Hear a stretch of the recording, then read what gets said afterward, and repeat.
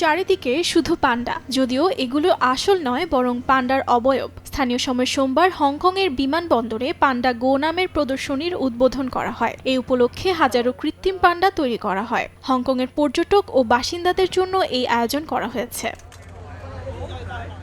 চলতি মাসে শহরের avenue of stars shopping mall সহ বিভিন্ন স্থানে এই প্রদর্শনী করা হবে। পরবর্তীতে এগুলো তোলা হবে নিলামে, যার থেকে সংগৃহীত অর্থ দান করা হবে ওশান থিম পার্ক কর্তৃপক্ষের কাছে, যেন সেখানে থাকা পান্ডাগুলোর আরও ভালোভাবে দেখাশোনা করা হয়। বর্তমানে ওশান থিম পার্কে 6টি পান্ডা আছে। এশিয়া মহাদেশের ভেতর হংকংকে পর্যটনের অন্যতম নিদর্শন বানানোর প্রচেষ্টা হিসেবে এই ভিন্নধর্মী উদ্যোগ নেওয়া হয়েছে বলে জানায় কর্তৃপক্ষ।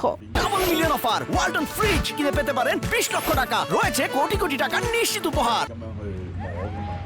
পান্ডার উৎপত্তি চীনে, তাই পশুটিকে অনানুষ্ঠানিকভাবে দেশটির জাতীয় মাস্কট হিসেবে তুলে ধরা হয়। বিভিন্ন দেশের সঙ্গে রাজনৈতিক সুসম্পর্ক বজায় রাখার জন্য বেইজিং পান্ডাকে একটি বিশেষ হাতিয়ার হিসেবে বহু বছর ধরে ব্যবহার করে আসছে।